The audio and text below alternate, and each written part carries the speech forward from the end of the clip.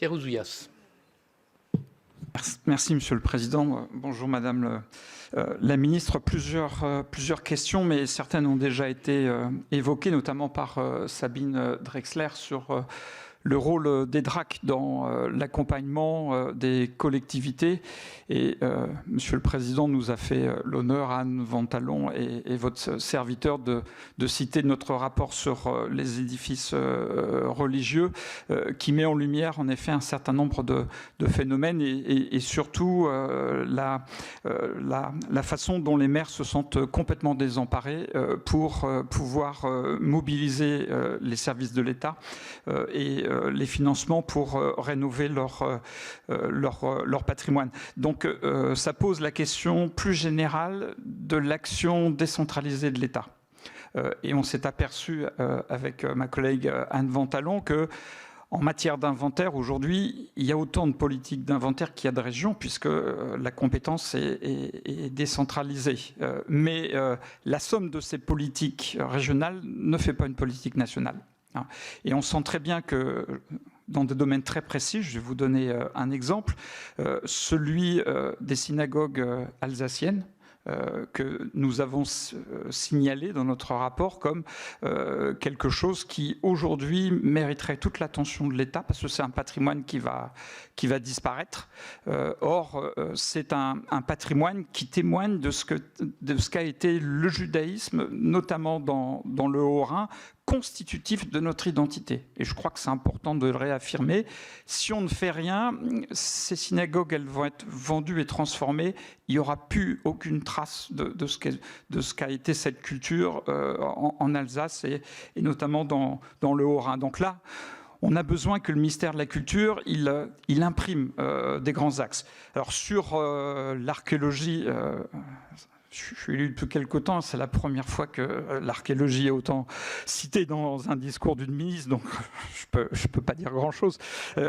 Si ce n'est que s'agissant de l'INRAP, il y a quand même un effet ciseau qui peut être redoutable.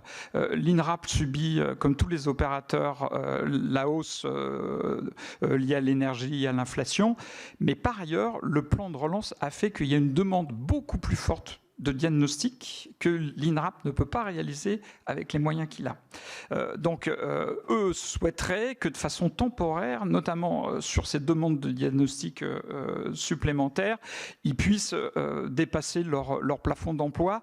Sinon, le risque, c'est qu'on se retrouve de nouveau avec un conflit entre les collectivités et l'INRAP qui n'a pas les moyens financiers de réaliser les diagnostics et les fouilles. Ensuite, pour finir, vous avez cité Federico Garcia Lorca. Dieu le fracas que fait un poète contu, a dit le poète. Et j'en viens à l'Europe de la culture et à Giorgia Meloni. La filiation est directe.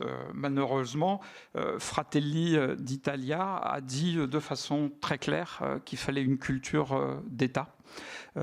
Qu'il fallait que la culture se mette au service du récit national et qu'il pouvait remplacer des fonctionnaires qui ne respecteraient pas cette règle.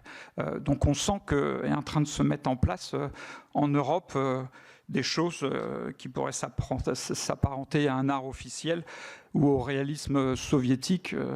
Là, il y a une forme de totalitarisme culturel qui est insupportable. Donc, vous me permettrez de citer Gramsci pour finir, puisque Madame Meloni se réclame de Mussolini. Gramsci a payé de sa vie son indépendance d'esprit.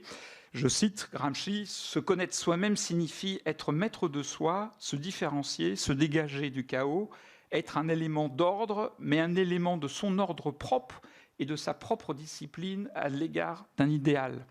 Et tout ceci ne peut s'obtenir sans connaître aussi les autres, leur histoire, la succession des efforts qu'ils ont faits pour être ce qu'ils sont, pour créer la civilisation qu'ils ont créée. » Merci, Madame la Ministre.